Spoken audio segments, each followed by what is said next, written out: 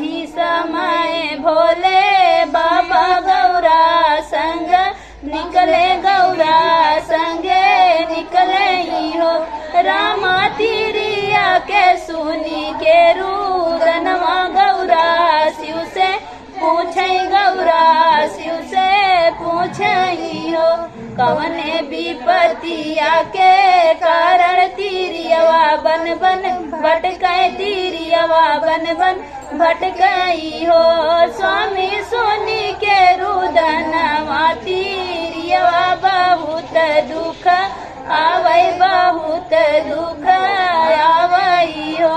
स्वामी सुनी के रुदनवा तिरियवा के बहुत दुख आवै, बहुत दुख आवई हो।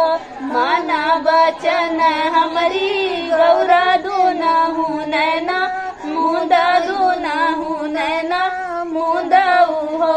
गौरा दुनिया है सुख दुख सागर, हंसेला केहू रोवे, हंसेला केहू रोवेला हो। गौरा जी भैलीन व्याकुल त शिव जी से बोली, त शिव जी से बोली नी हो। शिव जी बिना रे होरीला दुखवा ना टाले, दुखवा न टाले। शिव जी बिना होरीला दुखवा न टरले, कहताहू नाही जाइब, कहताहू नाही जाइब हो। गौरा के सुनी के बचनिया त शिव बाबा बिहसेले, शिव बाबा बिहसेले हो। रामा दई दियले बझिनी के होरिला हसत घरवा गैली, हसत घरवा गैली नी हो।